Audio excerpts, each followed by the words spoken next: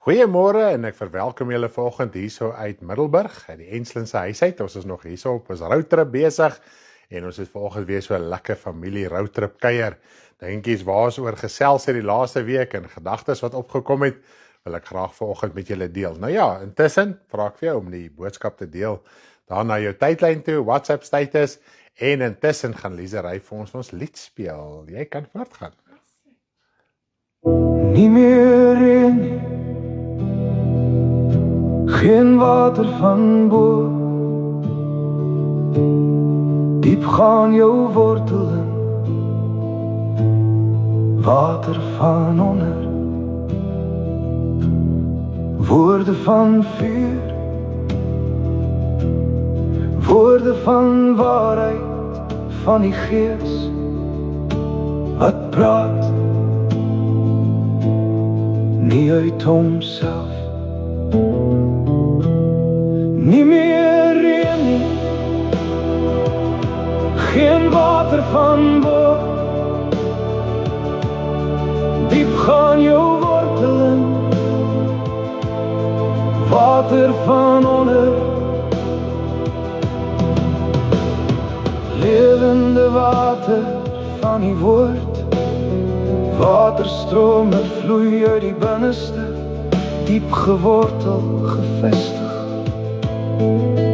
onbeweeglik. Nie meer reën nie, geen water van bo, diep gaan jou wortelen, water van onder, met gebarste reënbakken, probeer om water van bo te kry, geen wortel, val jy weg gauw, ontvang die saad in 'n goeie hart, saai, maak nat, groei tot vrugbaarheid, sonder die sorge en genot van die lewe. Nie meer reën nie, geen water van bo, diep gaan jou wortelen, water van onder. Nie meer reën nie, geen water van bo, diep gaan jou wortelen, water van onder.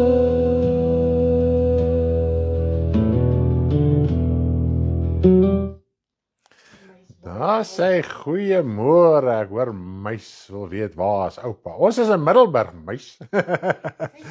Dis nog so 7 slaapies, dan gaan ons weer seker terug by die huis. Ek en Karen sê vir mekaar, ons sien so uit na die roadtrip en partykeer en dan net, soos gisterand, ek het net uitgepas. Ek het nog so 'n entjie voorberei, gedink ek gaan nog lê en bid toe pas ek uit, maar ek het daarom vanoggend vroeg opgestaan.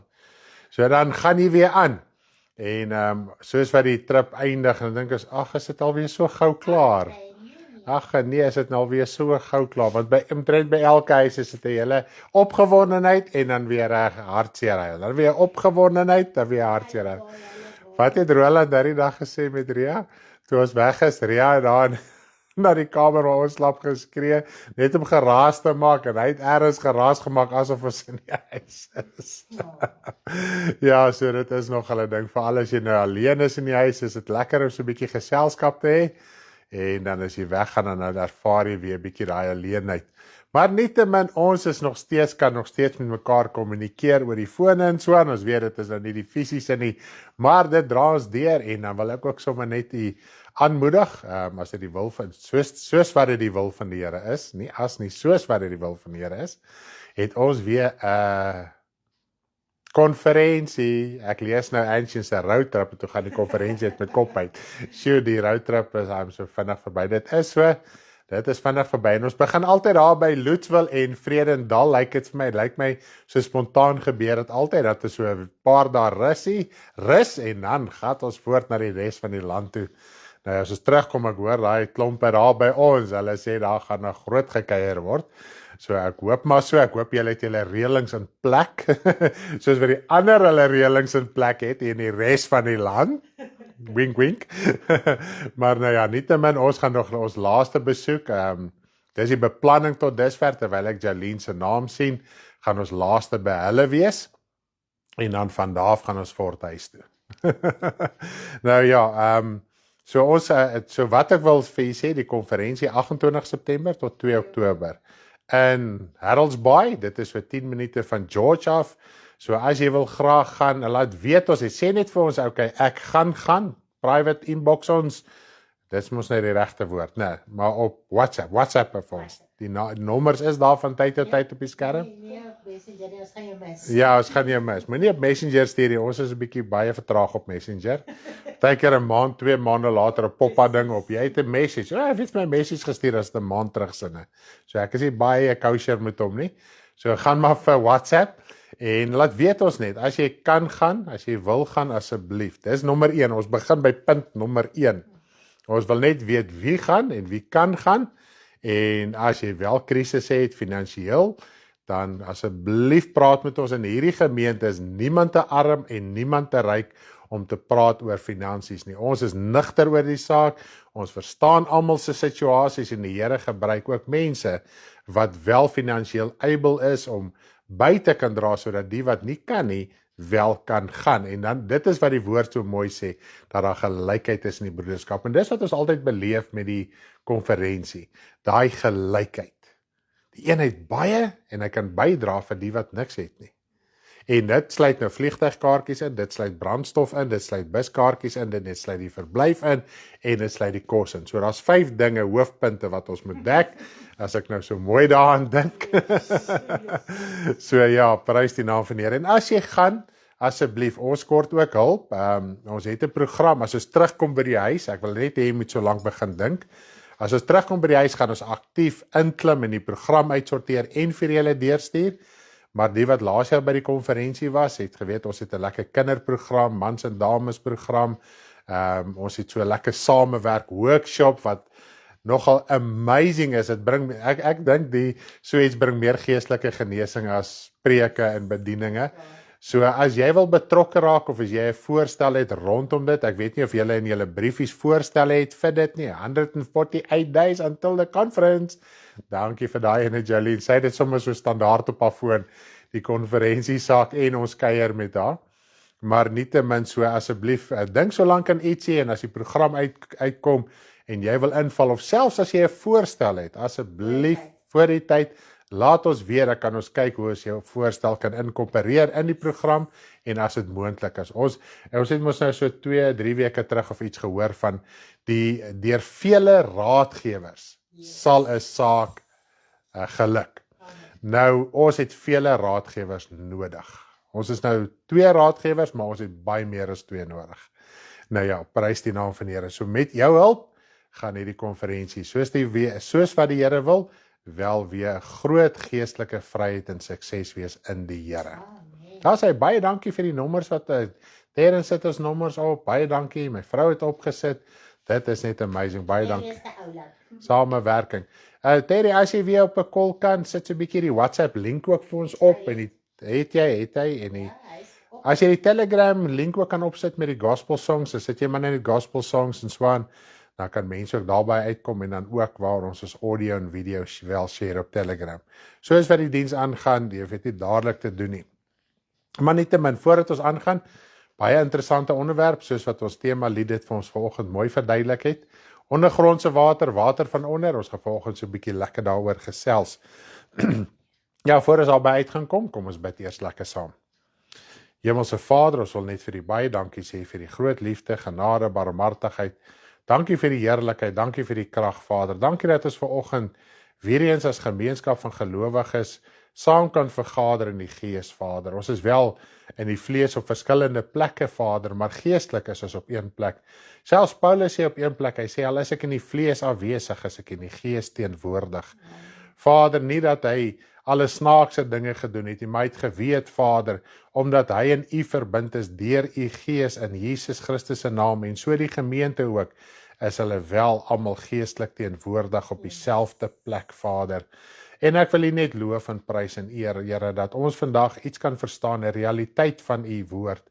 Vader, en baie kere as besef ek in ons gemeente kan ons werklik waar die realiteit van die geestelike verstaan, om geestelik saam te kom, om geestelik te verstaan, om verbind te wees in een gees, Vader. En ek wil vir U baie dankie sê daarvoor, Here. Ons het meer 'n voorreg, Vader, om so mekaar te kan bedien en kan dien en U te kan dien, Vader, as wat ons werklik waar besef.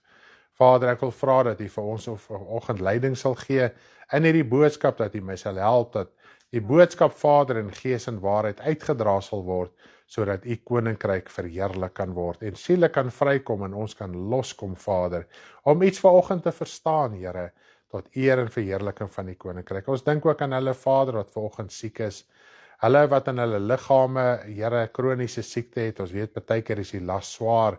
Dit gaan moeilik, partykeer raak 'n mens moedeloos, die pyn wat in 'n mens se liggaam is, Vader. Baie keer dit beheer jou emosies, dit beheer jou gedagtes, dit beheer jou lewe, Vader. En baie male voel dit jy kan nie voortgaan. En ons wil bid dat U ons sal help as U kinders om wel te kan staan en te kan opstaan te midde van die uitdagings ook in ons liggaam, in ons omstandighede en waar ons onsself mag bevind.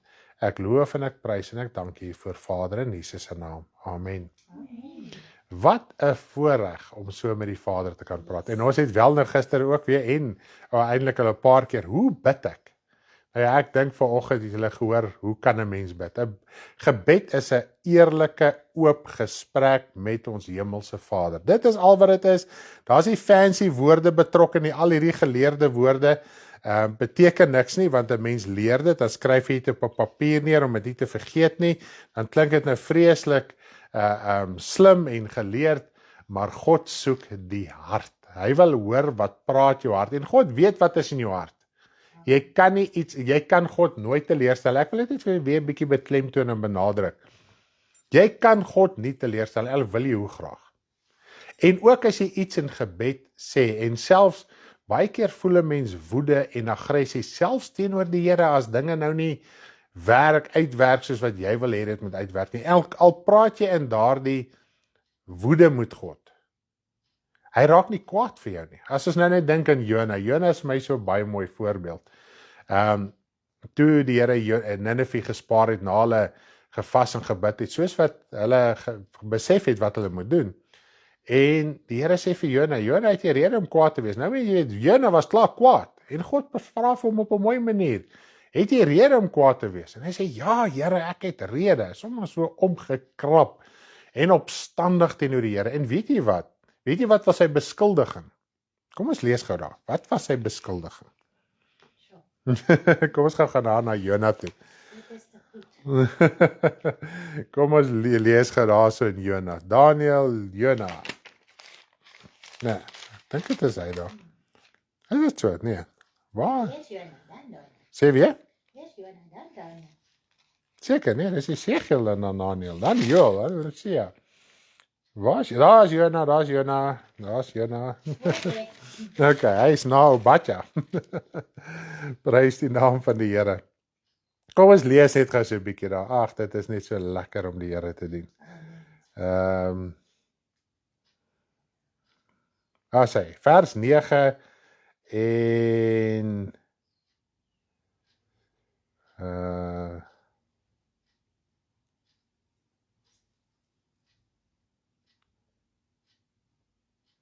waar begin ons? Daar sê, kom ons lees van vers 1 af. Vers 1 en 2 en dan 4, ja, maar Jona 4. Ja, Jona 4 vanaf vers 1 tot met vers 4. Kom ons lees daar. Jona 1 vanaf vers 4, vanaf vers 1 tot 4. Maar Jona was hieroor erg ontstemd en hy het kwaad geword. Dit is nou omdat God Ninive gespaar het, né? Ag Here, het ek dit nie gedink terwyl ek nog in my land was nie. Daarom het ek tevore na Tarsus gevlug, want ek het geweet. En hy is eerlik met die Here. Here, daarom het ek gevlug, want ek het geweet, hy gaan hierdie land spaar.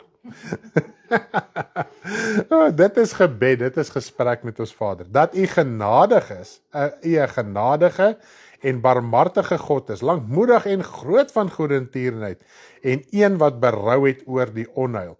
So, o Here, neem dan nou my siel van my weg, want dit is beter vir my om te sterwe as om te lewe. Daarop sê die Here, het jy rede om toornig te wees? So, Jona beskuldig God omdat hy goed is, omdat hy liefdevol is.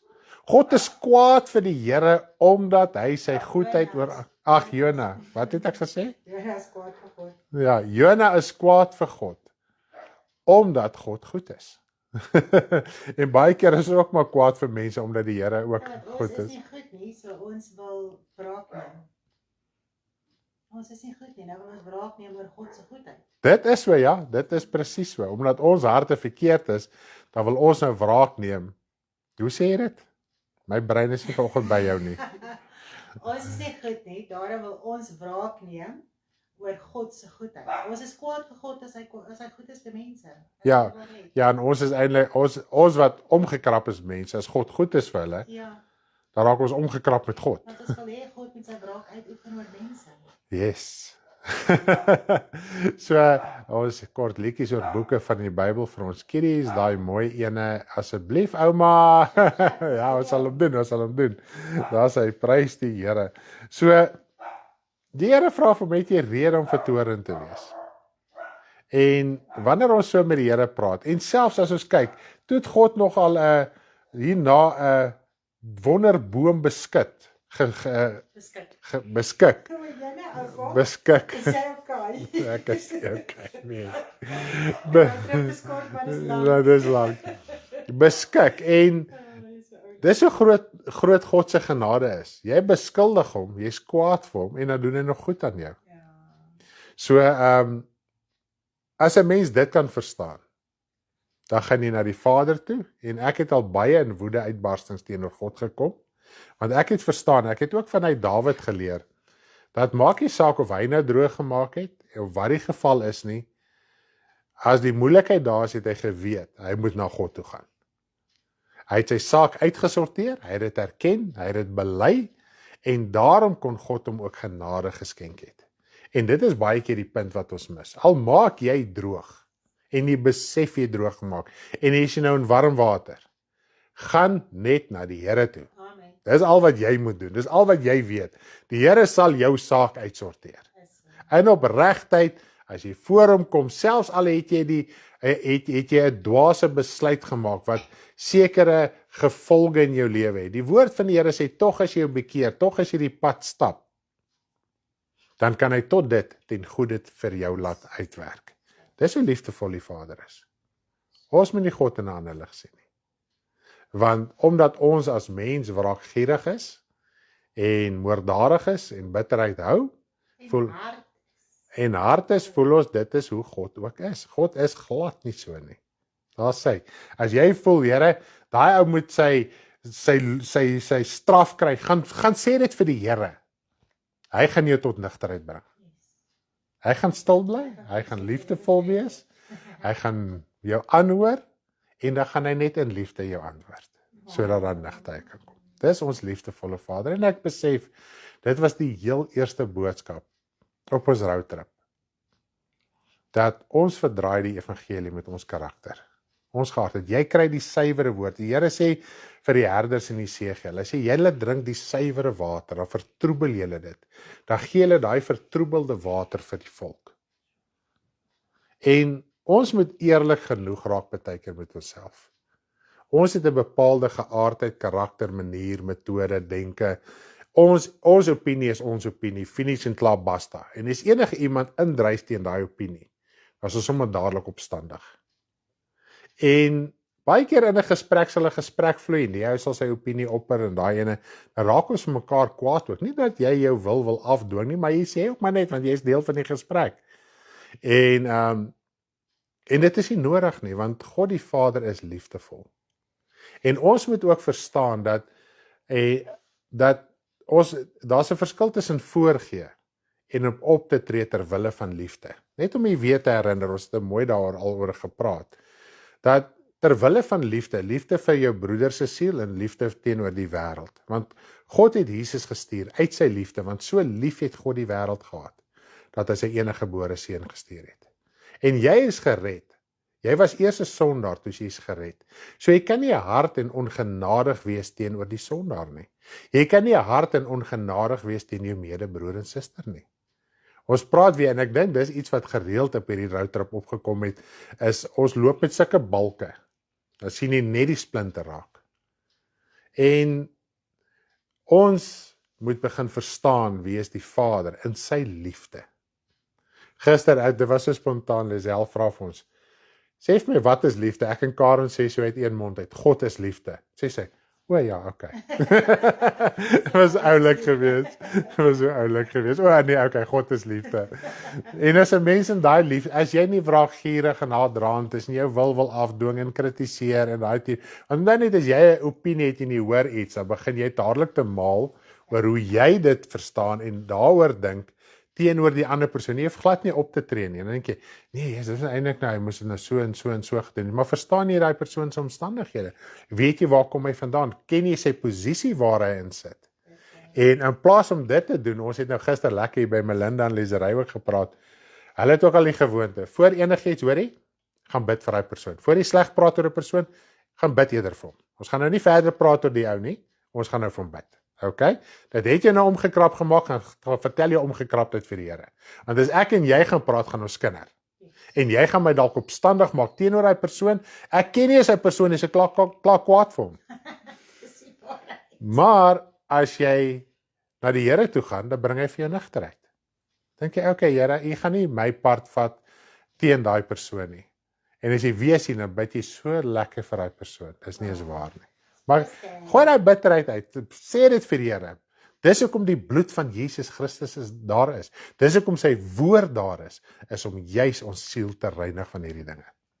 Nou ja, ek wil nie daarby stil staan nie, en ek glo dit kan so 'n bietjie aanleiding gee vir dit wat ons nou verder gaan praat. Nou die ander punt wat ek wil praat, en dit is nou die lied wat ons vanoggend gehoor het. Nou die heel eerste skrif wil ek lees in Openbaring 11 van vers 5 tot 6, sodat ons iets kan verstaan vandag van ons geestelike lewe. Goed, Openbaring 11 van vers 5 tot 6.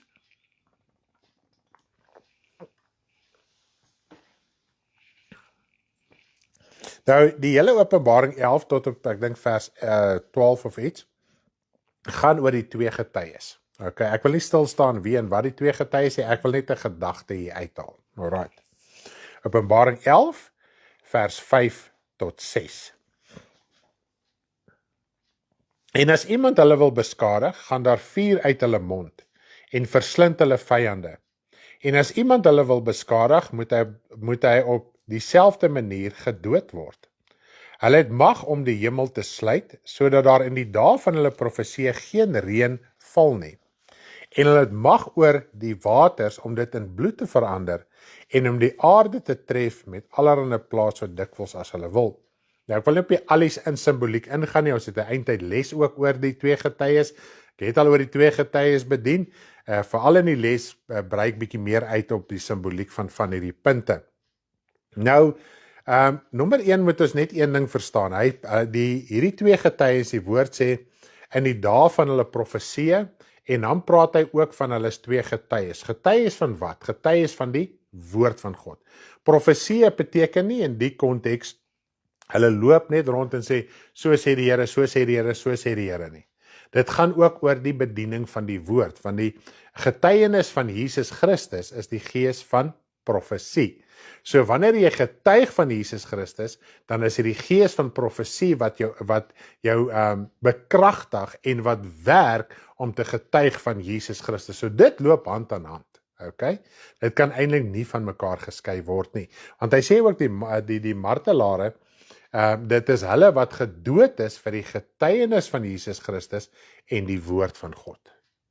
So as jy getuig van die waarheid van Christus, dan is die woord van God ook daar betrokke en dit is profesie. Goed, so as jy die woord bedien, staan jy ook in daai oomblik in die bediening van die profeet en jy is besig om te profeteer van Jesus Christus, wat reeds geopenbaar is in die woord. Goed, nou, ek wil net een simboliek eers uithaal, sodat ons kan verstaan wat hy sê, hulle het mag om die hemel te sluit sodat daar geen reën mag val nie. Nou, om te verstaan dat hierdie simbolies is, want die mens ongelukkig interpreteer alles wat hier gebeur net as vleeslik. En daarom het baie mense al die aanname gemaak, ek is een van die getuienis en hy het 'n begeerte om een van hierdie twee getuies te wees sodat hulle nou eintlik wraak kan neem op hierdie aarde, né? Dat God net kan verwoes en vernietig en as die buurman vir hom moeilikheid gee dat hy sommer die buurman kan doodmaak en vuur op hom spoeg en ek weet nie wat alles nie. So, dit is al hierdie tipe van goeders, as jy vleeslik dink jy wel so daaraan. En dit is my so amazing, toe ek die lied geskryf het oor die ondergrondse water, die volgende oomblik te hoor ons hoe dit daar by die Noord-Kaap, Noordwesse kant gereën het, en ons sien 'n videoetjie dat die strate daar, dan praat ons van die hoofpad, N14, waar ons gery het, ons het fisies op hy pad gery, van Koereman af, Stella toe en Delareyville toe. Dit lyk soos riviere waar daar afkom. So die Here het ons ook daar gehelp om ons roete te beplan, want ons het gewik en weeg, moet ons eers hier omkom en dan daai pad teruggaan, of moet ons eers daai pad opkom en dan so verder afgaan. Nou ja, so die Here gelei dat ons eers daai pad opkom, en te sien ons nee, daai wêreld is net riviere, so ons sou gesukkel het om daar uit te kom. Maar net om dit so vir te noem. So ja, dit gaan nie oor die fisiese vuur nie. Nou kom ons kyk, as ons iets kan verstaan van die vuur, dit is eintlik nie die maklikste om te verduidelik, dan gaan ek vir julle verduidelik waar gaan die reën. Nou heel eerste, wanneer ons kyk in Jeremia 23 vers 29, Jeremia 23 vers 29, ek gaan 2 skrifte in Jeremia doen, die ander een gaan Jeremia 5 wees, maar kom ons lees eers Jeremia 23 vers 29. Hy sê, is my woord nie soos 'n vuur, spreek die Here, en soos 'n hamer wat 'n rots vermorsel nie. Goed, ons is mos hierdie klipharde hart, né?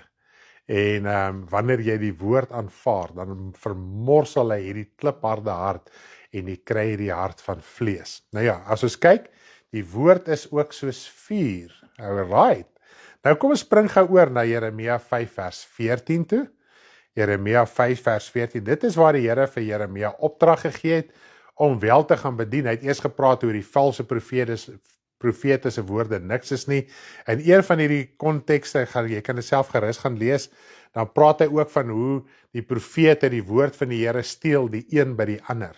In ander woorde, mense naap mekaar. As een prediker nou dit sê, en dan sê die ander ene dit agter daai ene aan, en so gaan hierdie riemtelegram van valse woorde, prediking, profeseë, waar die geval ook al mag wees, drome, uitleg ensovoorts. Goed. Jeremia 5 vers 14 is ons volgende skrif.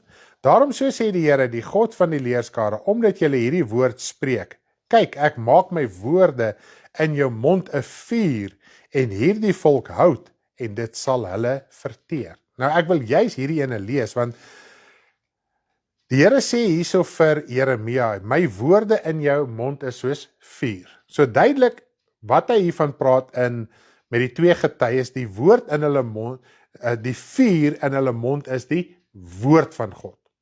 Nou sê hy dit, en hierdie vuur gaan hulle vyande beskadig. Nou sê die Here vir Jeremia, die vuur in jou, die woord in jou mond gaan jou vyande verteer. Dit kom op dieselfde beginsel neer.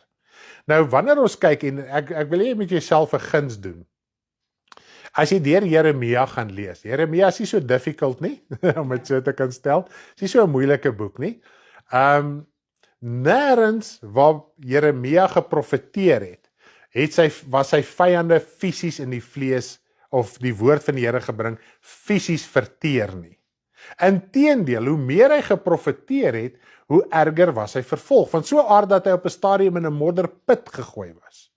Hulle het op 'n stadium uit rebelsheid en uit opstandigheid, het die oorblyfsel wat nog in Jerusalem was, hom saamgeneem na Egipte toe. Want Jeremia het vir hulle geprofeteer, moenie Egipte toe gaan nie. En hulle het net dood eenvoudig geweier. Toe dink hulle, okay, ons vat vir Jeremia saam, so as sy woord in vervulling kom, dan gaan die Egiptenare hom ook sommer maar doodmaak. Dan is ons nou nie aandadig aan sy moord nie. Okay. Maar wat toe nou gebeur het, 'n oorblyfsel van die oorblyfsel in Egipte het uiteindelik weer teruggekom Jerusalem toe, insluitend Jeremia. Goed, en van daar was die finale ballingskap. So net om vir julle te wys, dat dit wat het eintlik gebeur met Jeremia terwyl hy geprofeteer het. Dit het hulle gedagtes aan die lig gebring, hulle duister werke. Dit wat hulle mee in die duisternis besig was, en dis daai verteer. Met ander woorde, jy wat besig is met 'n verkeerde saak, as die woord van die Here na jou toe kom, dit voel letterlik of jou innerlike verteer. Jy raak opstandig, jy raak dalk kwaad, jy raak rebels, jy raak woedend. As 'n mens sulke ervarings het, dan moet jy weet, hierdie woord is besig om my te verteer. Maar in dit, as jy dit kan vind in daai opstand en in daai rebellie, om voor God uit te roep, dan gee jy daai bekering en hy reinig jou siel van daai ongeregtigheid. Maar nou soos met Jeremia, het die mense hulle nie bekeer nie. So wat gebeur? Hulle opstand en hulle rebellie het net erger geraak. Hulle woede het net erger geraak. Okay? Nou, ook in die tyd van die twee getuie, sê die woord, wanneer hulle profeteer, wanneer hulle getuig van die waarheid van die woord, wat gaan gebeur? Dit gaan hulle vyande skade aan doen. Met ander woorde, daai leuns wat hulle mee besig is, word die heeltyd geopenbaar. En soos wat dit geopenbaar word, raak hulle evangelie kragteloos. So nou moet hulle allerlei ander gimmicks begin uitdink binne in die evangelie, om hulle evangelie te laat geld.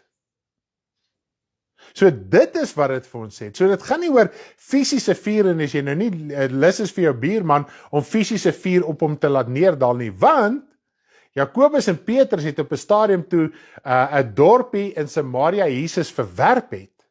Toe sê hulle, kan ons nie soos Elia vuur uit die hemel laat neerdal nie? Kyk hoe gebruik, selfs Jakobus en Johannes het die woord van God gebruik om iets vleeslik te doen. En die Here Jesus sê vir hulle, julle weet nie uit wat se gees is julle nie. Nie deur krag en geweld nie. En Satan is altyd daar om die woord aan te haal. En hoe is die prediking nie so gewil dat ons moet nou die mantel van Elia hê en ons moet nou met hierdie vuur gaan en die vyande gaan verteer word in 'n menende vleeslik. As jy die woord van waarheid bedien, dan word die leuns geopenbaar. Op een plek praat die Here hoe hy die leendakke gaan oopruk in 'n profetiese woord. En die Here het dit een keer met ons gedeel. Hy sê, julle woord gaan nog hierdie leuns aan die lig bring, hierdie leendakke openbaar maak. En sedertdien, dit is nou al 'n paar jaar terug, sien ons van tyd tot tyd hoe van die grootste kerke in die wêreld en in Suid-Afrika se leuns net openbaar. Dink as jy, maar dis al wat moet gebeur. Ja. Jy moet nie daai golf gaan ry nie. Sê weer? Ja, jy moet nou nie voel, Here vat hulle nie, want wat sê die Here Jesus? Hy vertel 'n gelykenis. En hy sê, al eien jy die leuen, né? Dit is waar hy van praat, die goeie saad is gesaai, en toe die vyhandige mens gekom en onkruid gesaai. Nou daai onkruid, die Engelse woord praat van tares. Nou tares is 'n onkruid wat lyk soos 'n graan. Okay? Maar is ook, as jy hom maal, en dit is wat die mense gedoen het, die arbeiders vroeër jare, het hulle hom gemaal, en ek dink hulle het hom geëet, hulle het 'n potion of iets van, iets amper 'n potion gemaak. Lag ek nou. Luister, hy het gesê, barbecue was ons altyd potion gemaak het. Daar was groter. Toe hy kleiner was. Ag, liewe land. Sorry mense, maar ek sal regkom. En so dan het hulle gebruik as 'n bedwelming. Goed. En ook as dit tussen die goeie graan gekom het, het die goeie graan ook contaminate. So dit was dan nie geskik om te gebruik nie. Nou sê die Here, moenie, en toe op 'n stadium toe sê die werkers, maar ons sien hierso is die onkruid, kan ons hulle uithaal? So lank uithaal. Die Here sê nee, want as jy hulle gaan uithaal, dan gaan jy die goeie graan saam ontwortel. Want as jy hom gaan uittrek, dan ontwortel jy ook die goeie graan saam met hom. Maar wag tot by die oesdag, want by die oesdag gaan jy ook duideliker die verskil sien. Want tot op 'n stadium sien jy nie die verskil nie. En met die oesdag gaan ek daai skeiding maak. So met die wederkoms gaan die leuen en die waarheid eers werklik geopenbaar word. Nou kan jy dit sien, jy kan die leuen vermy, maar jy is nie daar om wraakgierig te wees en haatdraand te wees teenoor dit wat leenagtig is nie. Goed, Ek dink ons moet dit verstaan. En dit is die liefde van God, want selfs die persoon wat besig is met die leuen, God gee hom daai geleentheid en gereed van tyd tot tyd word hy gekonfronteer met die waarheid. En dit was eintlik vir my so mooi getuienis. Gister toe Lisery en Melinda hier aankom, toe getuig hulle van 'n man in die sentrum, dis 'n hele storie. En die man getuig van hulle, hy was in die Hindoe geloof, en hoe iemand op 'n stadium vir 'n Bybeltjie gee, dis nou 'n hele verhaal, ek gaan nou nie alles sê nie. En toe hy self in die Bybel lees, dit het my getref, en dit het hulle ook getref, dit was my amazing. Toe hy Johannes 3 lees van die wedergeboorte, toe verstaan hy waaroor gaan dit. 'n Nuwe lewe in Christus. So die waarheid wat in jou is, jy kan dalk in die grootste valsheid wees, maar as daar waarheid in jou is, en jy lees die waarheid, kom God se gees, en hy openbaar die waarheid aan jou. En hy man het sy lewe reggemaak, blykbaar net die pa of die oupa. Net die pa wat nog gered moet word, die hele ander familie is gered. Nou ons ken Hindoes, ek het al my baie met hulle gedeel, ek het op 'n stadium, toe ek nog by Telkom was, 'n kollega gehad, hy was 'n ex-Hindoe, hy was ook 'n kind van die Here, en sy van was ook so by the way Naidu gewees. Ja, hallo, ek en die ouetjie was so lief vir mekaar, ek het al by hulle gaan eet en alles, was net lekker geweest. En toe sê hy vir my, hulle kultuur is stubborn, die is nie maklik nie. So hulle het op 'n stadium fisies uit die kultuur uitgetrek na Hillbrow om daar te gaan bly, net om so 'n bietjie verligting te kry, want die vervolging is elke liewe dag daar. Ons sien dit ook baie keer op die internet, hoe die Hindoes die pastore uit huise uitsleep en met stokke doodslaan. So ja, dit is nie, ons moet bid vir ons broers en susters wat in daai situasie sit, en ons moet bid vir ons vervolgers, en ons haters, en ons vyande. Is dit nie amazing nie? God wil hulle red. Ons gaan nie vir ure oor hulle praat nie, God wil hulle red. Amen. So ek dink ons het die idee dat hierdie gaan oor simboliek. Alright? Nou kom ons kyk na die reën of die water. Nou nommer 1, gaan ons gou hierso lees in Efesiërs 5, vers 25 tot 26. Ek dink daar gaan ons iets verstaan wat Jesus ook op 'n stadium gesê het.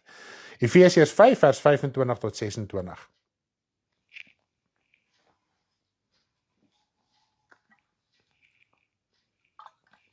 As iets wat julle wou gesê het, of bygevoeg het, of gevra het nie, Engeltjie, is ons reg?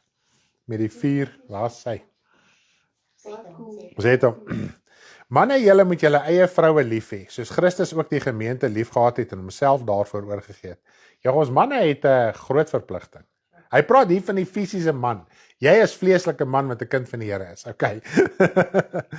En om dit te heilig, nadat hy dit gereinig het met die waterbad deur die woord. Okay? So as hy nou praat van waterbad deur die woord, sien ons dat die woord is ook water. Okay? Nou ek wil net nog een skrif lees, voordat ek oorgaan om daai punt verder te verduidelik. Hoe word ons gereinig deur die waterbad? Hoe word ons gereinig met die waterbad deur die woord? Okay. Johannes 15 vers 3. Johannes 15 vers 3. Dit is waar Jesus gesê het, hoe die Vader die landbouer is. Ja, Vader is so nederig, hy is die landbouer, hy maak ons hart skoon. Dis hoekom gaan na die Vader toe. Hy is die landbouer, die woord sê hy maak jou skoon sodat jy meer vrug kan dra. Okay. Die liefde van die Vader is amazing. Ons moet ons hart en gedagtes en tradisies verander. Julle is al reeds rein deur die woord wat ek tot julle gespreek het. Nou net om dit gou vir vinnig te noem, in die Ou Testament was daar reinigingswater ook. En dit is nou eintlik, as jy nou al gehoor het van Christelike gelowe of mense wat met hierdie heilige water besig was en alles nat spat om te heilig en so aan. Dit is waar die tradisie vandaan kom, is uit die Ou Testament, waar hulle het reinigingswater gehad, en onder andere moes die wetboek besprinkel word, die tent, die priesters en al hierdie tipe van goeders. Dit was ook 'n spesiale mengsel, was nie net skoon water soos wat hulle dit noem nie. So net om dit vir julle te noem, dit was 'n water wat spesiaal uitgesorteer is, sodat alles gereinig kan word. Nou, so die water van die Ou Testament, daar 'n besprinkeling van die water, het reiniging voorgestel. En daai water was die woord gewees, dis wat dit gesimboliseer het. So reg deurloop daai simboliek dieselfde. En dis wat Jesus sê, julle sal reeds rein deur die woord. So met ander woorde, terwyl die woord Jesus Christus saam met sy disippels was, en soos wat hulle die woord aangeneem het, daai woord wat hulle gespreek het, so op hulle gespat, as ek dit nou so kan stel. En dit het hulle gereinig. En dis hoekom hulle ook later die vrou was waaruit Jesus die manlike kind gebore was. In Openbaring 12 kan jy dit ook verder gaan lees. So hulle was die heeltyd gereinig deur die woord. En dis wat Petrus ook gesê het. Ons kan lees uit wat Petrus gesê het toe Jesus gesê het, jy moet alles verlaat en my volg, anders kan nie my koninkryk nie werd wees nie. Toe sê hy, Here, maar ons het alles verlaat. Wat is daar vir ons? So dit wys jou terwyl Jesus se bediening in die gang was hulle konstant by Jesus gewees. So hulle die heeltyd was hulle deel van hy reinigingswater gewees wat Jesus oor. En ons weet ook vanuit die evangelies dat Jesus het baie dinge met hulle gepraat wat hy glad nie met die volk gepraat het nie. So hy het natuurlik baie meer tyd met hulle spandeer. Alright. Nou kom ons lees hoe vind reiniging deur die woord plaas. 1 Petrus 1 vers 23. Dit is jou vertrekpunt hoe reiniging deur die woord plaasvind. Goed. 1 Petrus 1 vers 23. 1 Petrus 1 vers 23. Want julle is wedergebore, nie uit verganklike saad nie, maar uit onverganklike saad, deur die lewende woord van God tot die ewige lewe. So hierso sien ons dat ons moet weergebore wees uit die onverganklike saad, die lewende woord. Nou, deur jou wedergeboorte aanvaar jy die Here Jesus Christus. Jy neem hom aan. Jy maak jou hart oop vir die Here Jesus. Dalk toe jy het op die keer gekom, het jy nou al die detail geweet wat jy vandag weet, maar jy weet jy het oopgemaak. En toe jy jou hart oopgemaak het, toe jy jou hart oopgeskeer het die lewende woord, die waterbad van die woord, jou kom reinig. Onthou net, lewende woord, nie die woord van die letter nie. Die Ou Testament is die woord van die letter. Nie omdat jy 'n teologiese graad gekry het, is dit die lewende woord nie. Alleenlik kan die woord lewend wees en water is lewend en dit vind plaas deur die wedergeboorte. So dit is jou vertrekpunt. Die dag as jy jou bekeer, ingrypend bekeer, jou hart vir die Here gee, die Vader besny jou hart en jy ontvang daai wedergeboorte. As jy nog nie van die wedergeboorte gelees het nie, Johannes 3, jy kan lekker daardeur gaan lees. Want as jy nie weergebore is, jy gaan nie verstaan, jy kan nie sien, jy kan nie insien waaroor gaan God se koninkryk nie, en as jy nie nou al reeds kan sien of insien en verstaan waaroor gaan God se koninkryk nie, kan jy in jou lewe nie voorberei om eendag daar in te gaan nie. En dit is wat die woord sê. As jy nie weergebore is nie, kan jy nie insien, jy kan nie verstaan waar gaan God se koninkryk nie, en dan ook gaan jy ook nie daar kan ingaan nie. Gaan lees Johannes 3 vanaf vers 3 tot 5, dink ek is dit opgeteken. Nou ja, so dis die lewende woord, water lewe, dis die heeltyd besig om te lewe. Nou kom ons lees gou 'n mooi interessante gedeelte hierso, in Johannes 7 vers 38 tot 39. En ek wil jy ons moet oplet oor hierdie skrifgedeelte, want ons moet een ding verstaan, Ou-testamentiese profeseë, baie van almal, dit is wat die Here Jesus gesê, almal het in vervulling gekom. Ons kan nie verby die woord redeneer nie, al wil ons dit hoe graag doen, en voel daar's profeseë en dinge wat nog uitstaande is, daar's niks uitstaande nie. So, ons vat baie keer dit wat in die Ou Testament opgeteken is, en ons wil dit vir Nuwe Testament. Asof Jesus dit nie kom vervul het nie. Okay? En ons moet een ding verstaan, daar was baie profetiese woord oor Israel, en ek gaan nie al daai skrifte doen nie. Wat hy wel gaan praat, hoe hy water gaan uitstort, en oor hulle laat reën, en hierdie droë grond gaan benat en alles. En toe die Heilige Gees uitgestort is, toe het Petrus gepreek en sê, hierdie is die vervulling daarvan. Dit is nou in kort waarvan ek praat. So daar was 'n vervulling gewees wat God moes drasties ingegryp het en sy woord aan hulle kom openbaar maak het. Nou alreeds met sy disippels, alreeds toe Jesus vir 3,5 jaar sy bediening volbring het, hy al klaar die pad begin voorberei vir die uitstorting van die Heilige Gees. Maar vir hulle wat die uitstorting van die Heilige Gees ontvang het, moes die woord aangeneem het. Hulle moes die woord eers aanvaar het. En eers met die uitstorting van die Heilige Gees was daai wedergeboorte bevestig, omdat alreeds hulle self bekeer het, Dan het almal was al gedoop deur die doop van Johannes, so daar was al 'n bekering en hulle het Jesus al aangeneem, maar daar was nog nie daai wedergeboorte nie, want dit kon eers plaasvind met die uitstorting van die Heilige Gees. En toe die 120 eendragtig saam was in die bovertrek, was hulle besig met gebed. Hulle was nie besig met shopping en die wêreld en rondlopery en sport speel en TV kyk nie, nee.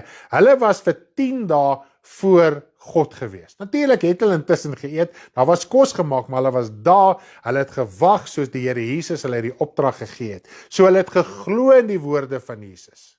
En eers met die uitstorting van die Heilige Gees, toe die Heilige Gees die nuwe verbond bevestig. Met ander woorde, alles wat Jesus geleer het vir 3,5 jaar. En die feit dat hulle Jesus aangeneem het, is bevestig en verseël deur die Heilige Gees, en toe breek daai wedergeboorte ook in hulle harte oop. Okay? Ons moet dit so verstaan, en dit is die profetiese woorde in die Ou Testament van hoe ek die reën oor julle gaan laat uitgiet. Okay. Maar wat gebeur nou vanaf die Nuwe Testament? Kom ons lees gou in Johannes 7 vers 38 tot 39. Johannes 7 vers 38 tot 39. Hy wat in my glo, soos die skrif sê, strome van lewende water sal uit sy binneste vloei. En dit het hy gesê van die Gees wat die sou ontvang, wat in hom glo, want die Heilige Gees was daar nog nie, omdat Jesus nog nie verheerlik was nie. So wat sê die Here Jesus? As jy hom aanneem, as jy die wedergeboorte deelagtig raak, en met jou wedergeboorte ontvang jy die Heilige Gees. Jy ontvang nie eers die Heilige Gees later soos die disippels nie. Dan het die hele saak van die disippels tot by die uitstorting van die Heilige Gees, hulle het nog in die Ou Testament gelewe. En alles wat Jesus geleer het, was nog die opstel van die Nuwe Testament, of die optrek van die Nuwe Testament. Sy dood het die testament bevestig, bekragtig, sy bloed, en die Heilige Gees het dit verseël. Toe is dit eers die aanvang van die Nuwe Testament. En dit is waarvan die Here Jesus hier praat. En ook dit is wat ook met hulle gebeur het. En dit is wat met jou gebeur het en sal gebeur as jy nog nie Jesus aangeneem het nie, maar as jy hom klaar aangeneem het, is dit wat met jou gebeur het daai dag van jou bekering. Jy het daai lewende water in jou binneste ervaar. Dis nie iets wat van uiterlik gekom het nie. Natuurlik as jy gehuil het, as jy blydskap ervaar het, whatever jy beleef het, het gevoel ook in jou liggaam gewees. Dit het 'n ervaring in jou emosie ook geskep. Hoekom? Want die geestelike is so kragtig. As daar iets in die geestelike wêreld gebeur, het dit 'n effek op jou liggaam. Nou, jy moet hom nou een ding onthou. Jou siel was in duisternis. En dis wat die woord ons leer. Toe jy jou hart vir die Here gee, toe is jou siel uit duisternis uitgehaal. Jy's 'n nuwe mens, jy's 'n nuwe skepping. Vir die eerste keer het jy in die lig gekom. So dis 'n kragtige ding wat gebeur het in die geestelike wêreld. En daarom het jou liggaam dit ook ervaar. Daai emosie, daai opgewonde, daai blydskap, jy kon dit nie eens baie keer in woorde geuit het nie. Dalk het jy net gehuil, dalk het jy net geween. Jou hart was net dankbaar dalk voor die Here. Jy het dit ervaar en jy het daar uitgestap met 'n nuwe oortuiging. 'n nuwe denke, 'n nuwe wete in jou binneste. Jy wil nie meer die ou pad stap nie. Alright, is dit nie amazing? Nou daai strome van lewende water kom uit jou binneste uit. Dit is nie iets wat van buite afkom nie. Dit is iets wat van binne af deurbreek. Nou omdat dit vir baie nog nie van binne af deurgebreek het nie, wil hulle dit aan die uiterlike, aan die buitekant. Nou sodra 'n mens betrokke raak by die sigbare, by die buitekant, dan begin mense oordeel onregverdig te raak en mens raak vleeslik. Okay. En desperaat, dis eintlik die ding wat ek na soek. Die mens is desperaat, omdat hy nie die ervaring het en hy wete van die strome van lewende water nie, dan begin hulle uiterlike dinge te soek, om die emosie te streel, om goed te voel vir 'n ruk. Maar dit hou net 'n dag of 2, dan wil jy dit weer hê. En dan is daar allerlei dinge wat die Christene doen, om die emosie opgewek te hou. Nou wanneer die strome van lewende water in jou binneste is, dan is dit nie 'n emosionele ervaring nie, dis 'n wete. So ons gaan bietjie nou verder daaroor praat. Goed, Nou ek wil net hierdie skrif net so tussenin noem, dan gaan ek weer oorgaan na die hele saak van die water toe. En dit is in Johannes 6 vers 53 tot 54. Johannes 6 vers 53 tot 54. Want die Here Jesus sê, vir die wat in my glo. Ons kyk net gaan na die pad, hoe om in Jesus te glo en wat om te doen. En Jesus sê vir hulle, voorwaar ek sê vir julle, as julle nie die vlees van die seun van die mens eet, en sy bloed drink nie, het julle geen lewe in julle self nie. Hy wat my vlees eet en my bloed drink, het die ewige lewe, en ek sal hom opwek in die laaste dag. Nou, wat Jesus hier bedoel het, as jy van iemand eet, jy raak deel van hom, sy opstaan, sy slaap, sy hele wese, sy denke, sy lewenspatroon. En dit is wat Jesus hier oorgedra het, en later in hierdie gedeelte sê hulle, Here, maar hierdie woorde is hard. Dit is hard om U te volg. Dit is hard om werklik waar ons lewe oor te gee, soos wat U lewe oorgegee het. Dit is werklik waar hard om hierdie wêreld te verloon. Ja, dit is hard as jy nie die gees van die Here het nie. Maar as jy die gees van die Here het, is dit moontlik. Dis wat die Here Jesus gesê het, by die mense is dit onmoontlik. Maar as jy jou lewe gee, is dit moontlik. Dit is wat die Here daarby bedoel. Dit gaan nie oor dit is net moontlik en jy doen net wat jy wil nie. Jy moet iets prys gee. As jy nie sterf nie, kan daar nie lewe in jou siel plaasvind nie. Dit is belangrik om dit te verstaan. So mens moet deel raak van Jesus, wie hy is, sy lewe, sy alles. Sy woord wat jou siel kan reinig. Maar dit is nie iets uiterlik nie, dit is iets innerlik. Nou ja, Jesus kom verder en hy sê in Johannes 4 vers 14, as jy jou fisiese Bybel het, kan jy net lekker terugblaai, anders dan moet jy maar weer opsoek. Johannes 4 vers 14, dan gaan ons nou oorgaan na die hele saak van hierdie ondergrondse water, né? Maar elkeen wat drink van die water wat ek hom sal gee, okay? So dis die water wat deur die Here Jesus Christus aan ons gegee word, sal in ewigheid nooit dors kry nie. Dis nou by die vrou by die put van Samaria. Maar die water wat ek hom sal gee, sal in hom word 'n fontein van water wat opspring tot in die ewige lewe. So as jy in die Here Jesus Christus glo, kan jy nie wag vir reën van buite af nie. Jy kan nie wag vir water van buite af nie. Dit kom van jou binneste af. Prys die Here. So 'n hartsbekering kom nie van beloftes van buite af en ervarings van buite af nie.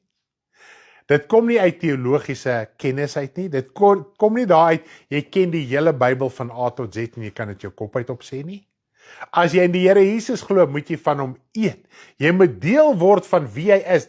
En die woord sê, hy het vir ons 'n voorbeeld nagelaat en ons moet in sy voetstappe volg. Met ander woorde, ons moet van hom eet. Ons moet deel raak van dit wat hy was op aarde, om die wêreld te verloon, te lei. Jesus het vir 33,5 jaar op die aarde gelei. Ons dink net aan sy kruisdood.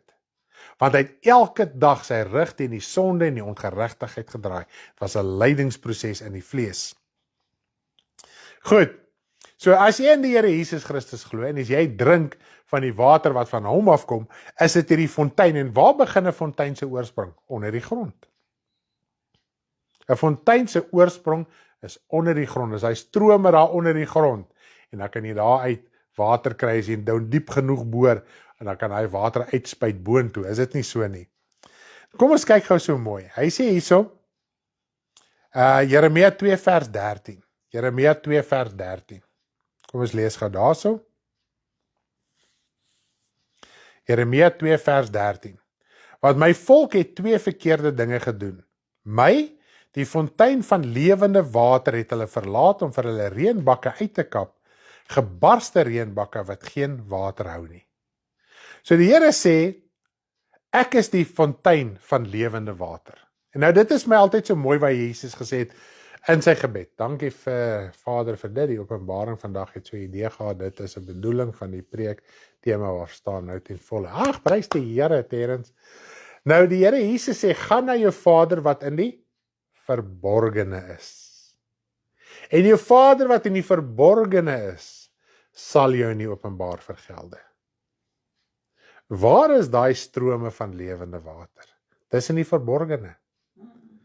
Waar is die ondergrondse water? Dis in die verborgene. Dis nie iets wat jy vir iemand kan wys nie. Ek kan nie wys die gees van die Here is in my siel nie. Kan dit nie wys nie. Dis onmoontlik. Maar my Vader wat in die geestelike is, en Jesus Christus, en die engele en almal, dis waar my hart is, en dis waar die gees ook in my hart kom. Is daar, nie op 'n ander plek nie. So gaan na jou Vader wat in die verborgen is, praat met hom. Want hy is die fontein van water. En dis hoekom Jesus gesê het, hy wat in my glo, hy sal in die strome van lewende water kry. En waar is die oorsprong van daai water? Is in die troon van God. Dis mooi as jy in Openbaring ook gaan lees.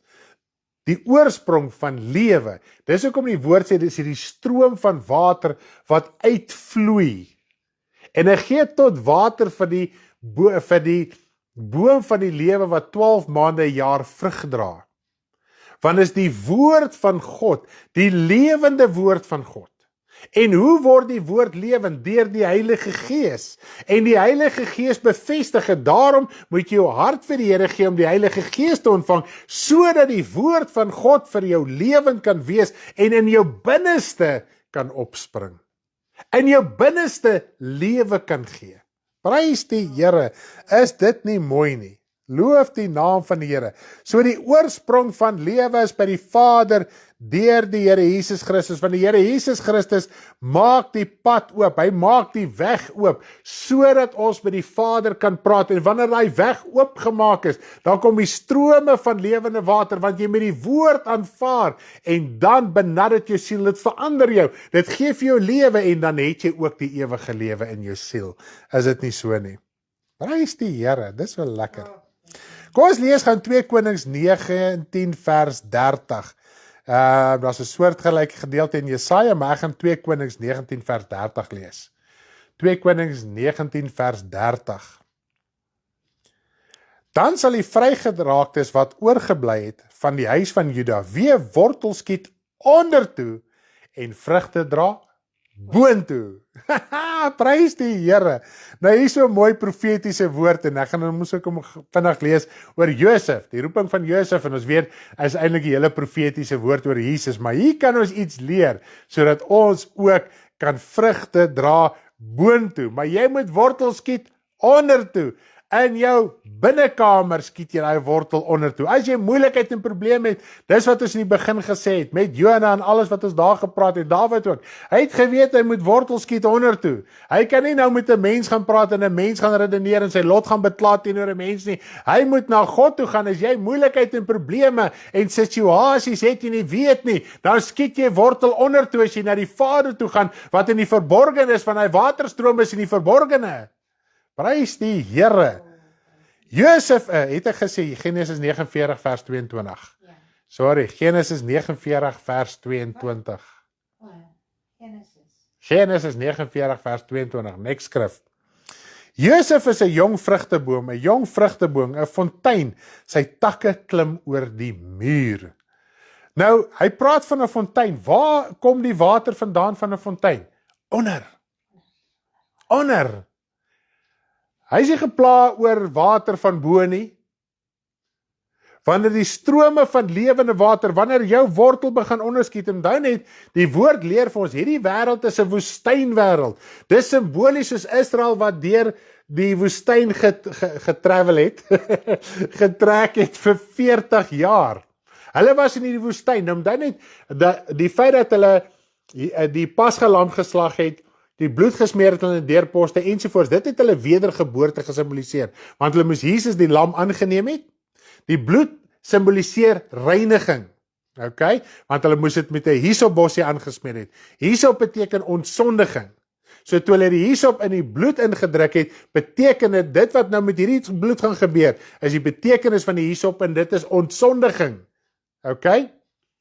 Nou, om hulle eersgeborenes te spaar, dit was nie om hulle materiële besittings te spaar nie, dit was om die eersgeborenes te spaar. En die eersgeborene is jou siel. So daar het hulle gesimboliseer, as ons Jesus Christus aanneem, reinig sy bloed ons. Hulle moes ook die suurdeeg verwyder het, suurdeeg simboliseer sonde, so hulle moes gewilliglik ontslaag geraak het van sonde in hulle midde, so die bloed van die lam hulle ontsondig om hulle siel te beskerm. Dis wat dit alles vleeslik gesimboliseer het. Die groot woord is types. Daar's hy. Ons het 'n hele taak saam met Liesery gedoen en ons hoop ons gaan weer 100% kry. Of nie, of 0. Dit gaan of 100 of 0 wees. Daar's nie in between nie. En ons hoop intussen, want 5 ander studente met haar take lees, so ons hoop die ander 5 studente gaan tot bekering kom. Dis waarvoor ons bid. Nietemin, toe hulle deur die Rooi See gegaan het, die woord sê hulle was gedoop in die Rooi See. So toe was hulle Egiptiese sondige lewe afgewas. Toe begin hulle woestynlewe. Ek wil dit dalk net gaan noem, moet ek dit noem? Dit is net mal. Want in die woestyn moes hulle heeltyd water van onder af gekry het. Prys die naam van die Here. Dit moes en ook waar Moses die rots, hy moes met die rots praat, want toe slaan hy hom, toe die water uitgebars uit die rots, het dit van onder af gekom. En toe het 'n hele dam gevorm voor Israel, toe kon hulle van die water drink. Maar die water moes van onder af gekom het. Die Here het nie vir hulle reën gestuur nie. Okay?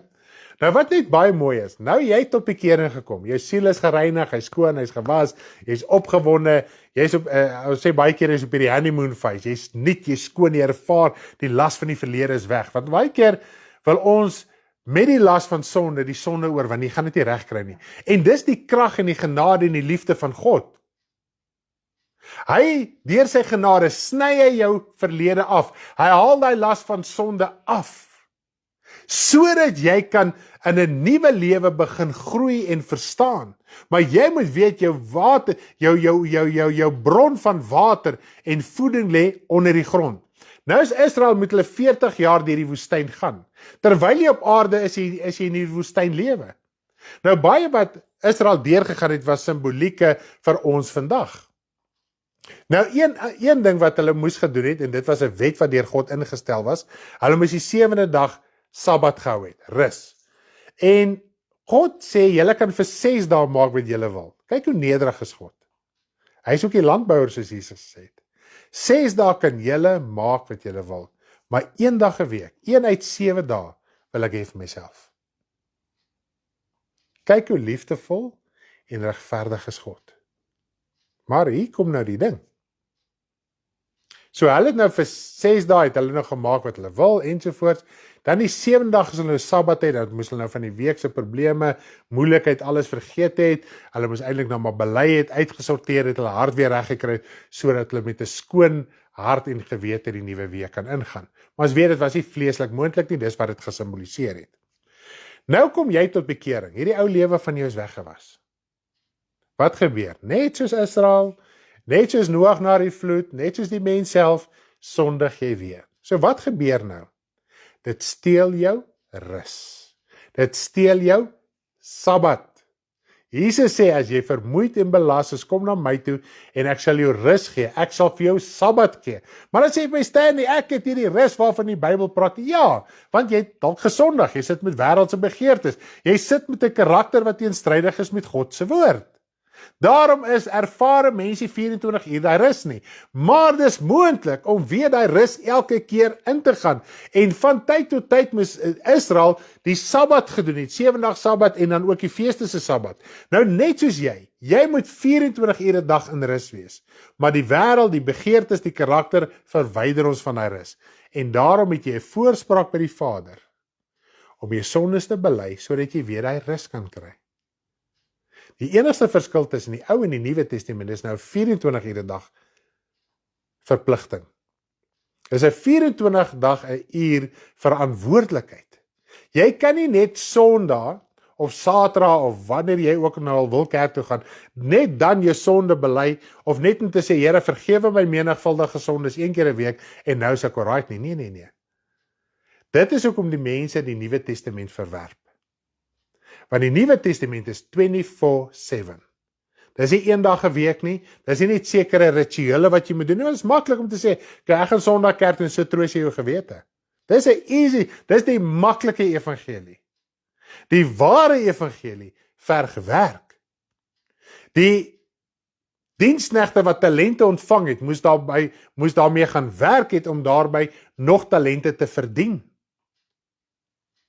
So om rus te behou, moet jy werk in jou binnekamer. Daai wortel moet diep ingaan. Daai wortel moet diep onder die grond ingaan, al wys daar niks bo nie. Jy moet ingaan en jy moet diep ingaan. Jy moet God gaan soek vir jou lewe, vir jou voeding, sodat jy boontoe kan vrug dra en uiteindelik jou takke oor die muur kan klim, dat ander deel kan hê aan die oorvloed van die vrug van jou lewe, want onthou net een ding. Vrug, die vrug wat die boom produseer, is nie vir die boom nie. Dis vir ander. En ons wil dit vir onsself hou. En wat gebeur as daai vrugte net hier by die boom val? Dit word vrot. As hy net aan die boom bly hang, niemand mag, maar as daar 'n lekker perskeboom is, en jy kom verby en jy wil hy perske pluk, en jy sê, hy perskeboom sê vir jou, moenie my perske eet, hier is my perskes. Gaan anyway vrot word in die boom. Gaan die agel boeglam skrik as jy dit moet hoor. Soos wat Biliam die donkie met Biliam gepraat het. So ek wil vandag jou aanmoedig. Het jy probleme, het jy moeilikheid? Voel dit of jy in die woestyn is? Ja, jy is. Ek hoef dit nie vir jou te profeteer nie. Daar's nie 'n seisoen wat gaan verbygaan nie. Jy is in die woestyn tot die dag van jou dood hier op aarde. Daar's nie 'n season en 'n season en 'n season en nog 'n season nie. Israel was vir 40 jaar in die woestyn. Nou, omdat hulle nie verstaan het, dat hulle moet lewe van God se woord, en hulle wortel moet diep ingaan nie. Daarom het hulle opstandig geraak, hulle het wederstrewig geraak, hulle het gemurmureer, hulle het gekla, hulle het gedink die evangelie is vervelig. Hulle, die manne wat God vir hulle elke dag gegee het hulle gewalg naderhand. Hulle het gekla oor die kwartels, God stuur vir hulle vleis, toe kla hulle oor die vleis. Toe stuur God giftige slange in. Nou die slang is Satan, en sy gif is die sonde, die ongeregtigheid. En nou sê die woord vir ons, en ek wil dit gou vir jou lees. Hierso in 1 Korintiërs 15. 1 Korintiërs 15. Kom ons lees gou daaraan lekker. 1 Korintiërs 15 vers 55. 1 Korintiërs 15 vers 55 en 56. 1 Korintiërs 15 vers 55 en 56. Dood, waar is jou angel? Doderyk, waar is jou oorwinning? Die angel van die dood is die sonde, en die krag van die sonde is die wet. So as ons terugval na Oud-testamentiese wette toe, of dit nou een is of meer is, en weet jy wat het my opgewonde gemaak op hierdie hele trip? Almal waar ons gekom het verstaan, jy kan nie teruggaan na die Ou Testament toe. Almal sê vir ons, al doen jy net een. So as jy die wettiese 10de onderhou, die Oud-testamentiese 10de onderhou, dan is dit die gif van die slang wat jou penetreer, want die krag van die sonde is die wet, want die wet het die kennis van sonde gebring. Dit het nie verlos van sonde nie. Dit het uiteindelik vir die mens gewys hoe sondig is hulle, en onder die wet was die vloek. Waarom die vloek? Want elkeen wat gesterf het, sy siel was hel toe, insluitend Abraham, Isak, Jakob, Dawid, die profete, almal. Baie van hulle het hel op aarde gehad, vervolging, en dan was hulle siel ook nog hel toe gewees. En daarom het Jesus hulle uitgelei toe hy gesterf het. Maar ek en jy het nie die tweede kans van die Ou Testament nie. So as ons teruggaan na die Ou Testament toe, dan word ons weer vergiftig met die gif van die slang. En Satan gebruik die Ou Testament om die mense te verlok en te verlei agter die vloek aan. Want die Ou Testament bring die vloek. En daarom voel kinders van die Here is onder die vloek. Dan het hulle alle gimmicks en rituele om van die vloek ontslae te raak, in plaas van hulle te bekeer en hulle te ontslae te raak van Ou Testamentiese dinge wat hulle implementeer binne in die Christelike kerk.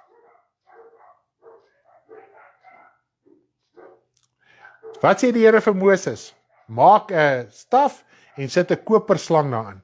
En elkeen wat deur die slang gepik is, wat vergiftig is met die sonde en die ongeregtigheid wat jy toegelaat het, deur jou murmurering en kla en al hierdie tipe van goeders. As jy opkyk na die slang, elke individu wat opgekyk het na die slang was genees.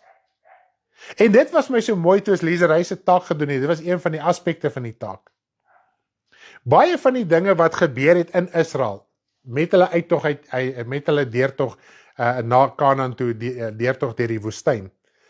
Baie keer het God vir Moses geluister en die hele volk gespaar, omdat Moses opgetree het. En ander kere het God duisende, ek weet nie wat te sê nie, wat doodgaan, sy wraak oor hulle uitgestort en duisende het dood gegaan. En dat Moses weer ingespring en dat God die plaag laat vaar. So daar was heeltyd Moses wat ingetree het, maar hierdie keer kom God en sê, elkeen is nou verantwoordelik vir sy eie genesing.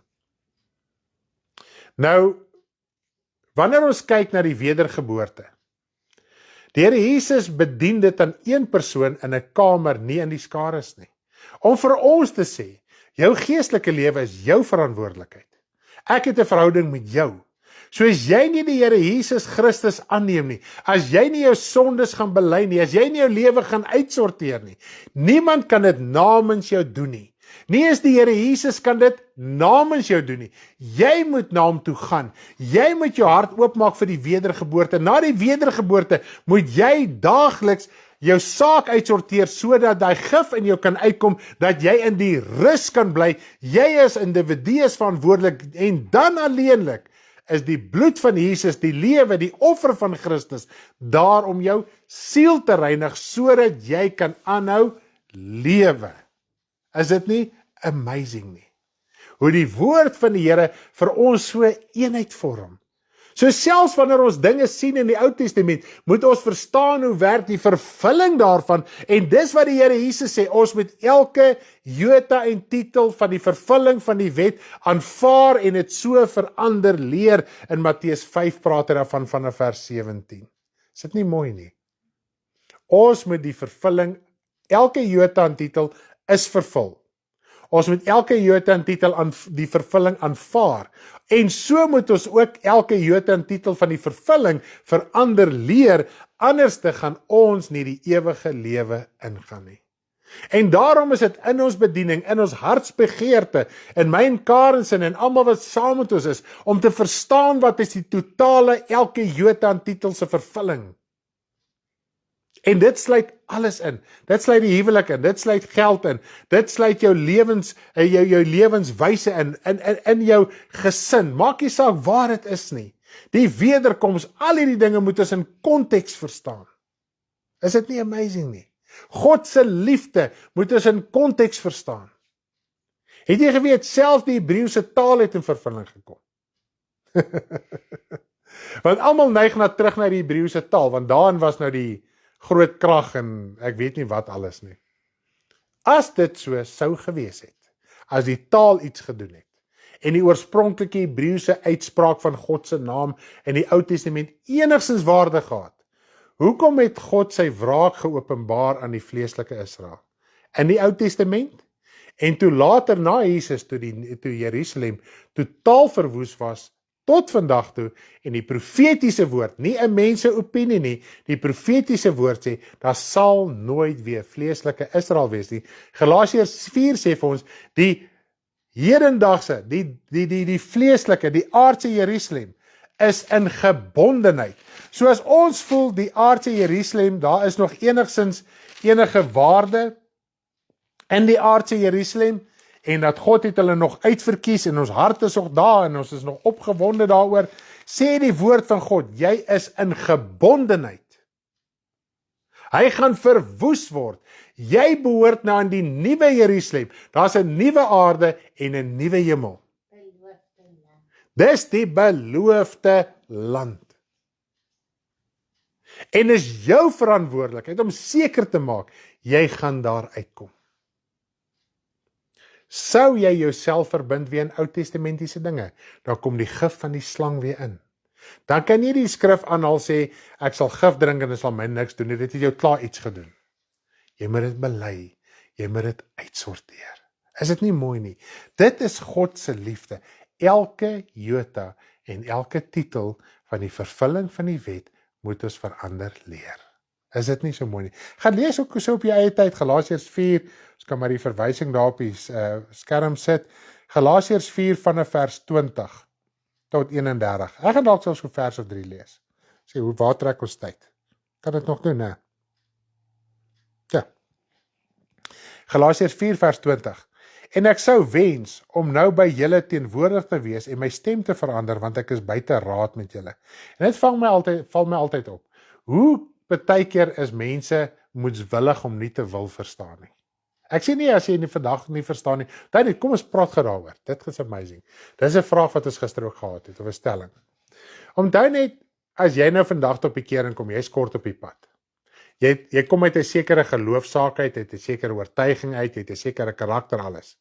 So nou kom jy na die Here toe. Daar's iets wat die basic ding verstaan jy moet jou hart vir die Here gee en met die Here dien. Jy gaan nie goed verstaan van die persoon wat al 30 jaar ywerig die Here dien nie.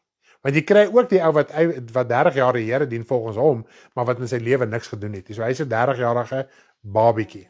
Okay. Nou, kom ons sê jy verstaan, ek preek nou en jy verstaan niks wat ek vandag preek nie. Moenie jouself klaarmaak daaroor nie. Moenie voel ek moes dit geweet het en jou kop daaroor breek nie. Dan net jy's dalk nog nie op die punt geestelik om te verstaan nie. Daar's nie fout met jou nie. Die ou wat 5 jaar ywerig die Here dien is nie in meer guns met die Here as jy nie.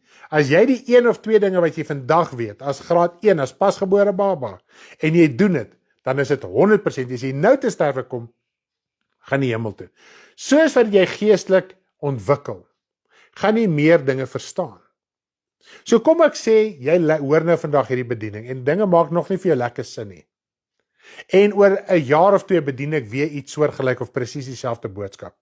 En dalk tussendeur so nou en dan verwys ek en jy klik. My liewe land, nou verstaan ek dit. Dan sê jy, plaas ek dit nou maar 'n jaar of 2 terug gelede geweet het. Jy sou dit nie geweet het nie, want jy moet se ontwikkel. So moet jy self nooit kastei as jy vir 'n oomblik nie iets verstaan nie. Jy mag my vra sodat ons dalk daaroor kan praat, maar as jy dit nog nie klik nie, asseblief, daar's nie fout met jou geestelik nie. Jy moet nog net groei. Alright?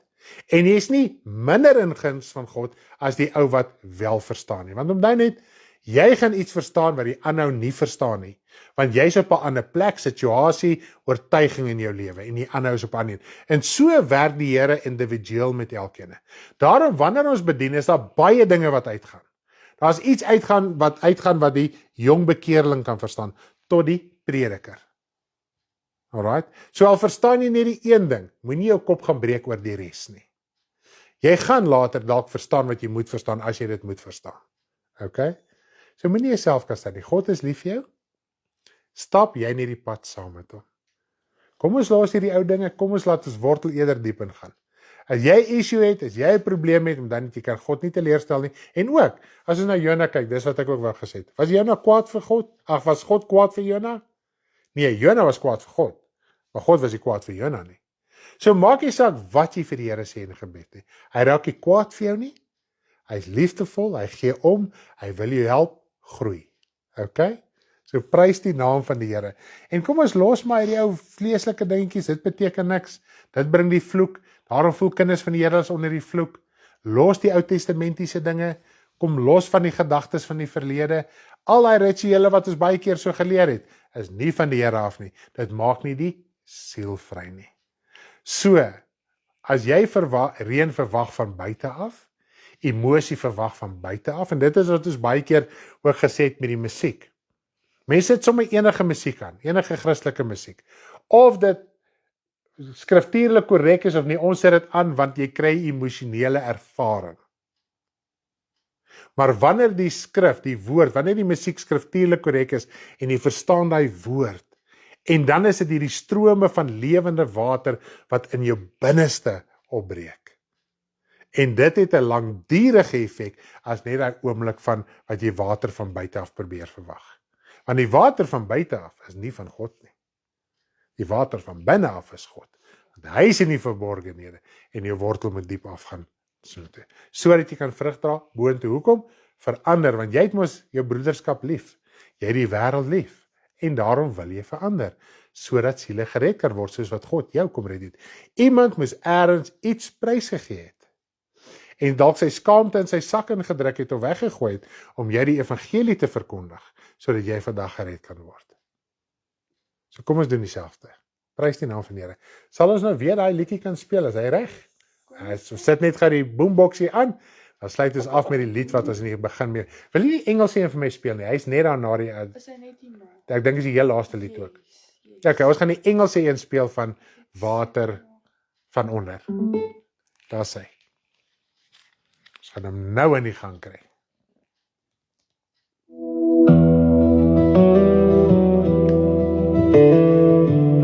Dankie Leroy. No more rain, no water from above. Your root goes deep, water from below. Words of fire, words of truth from the Spirit who speaks, not from himself.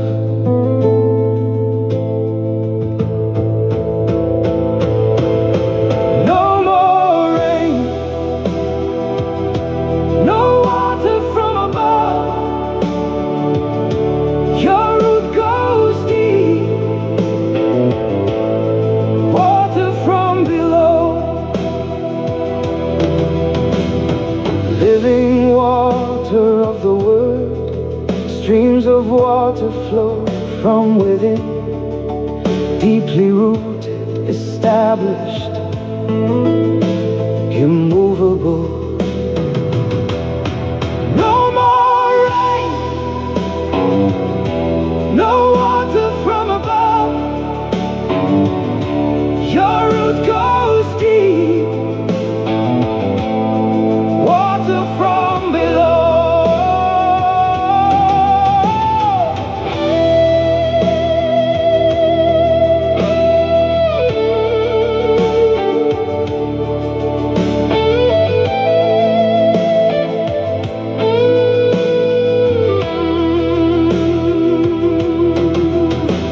With cracked basins, try to get water from above. No root, you fall away quickly. Receive the seed in a good heart, sow water, grow to fruitfulness without the cares and pleasures of life. No more rain, no water from above. Your root goes deep, water from below. No more rain, no water from above. Your root goes deep, water from below. Dankie dat julle ingeskakel was. Mag die Here hier baie ryklik seën. As dit die wil van die Here is, ons vanmiddag by Gerard en Rita, dis in Belinda, hulle se ouers. Gaan ons daar lekker kuier en potjie hou en bid vir ons dat die wil van die Here is. Môre gaan ons Bethel toe, dan van 'n Bylpark, so dit is so lank ons beplanning.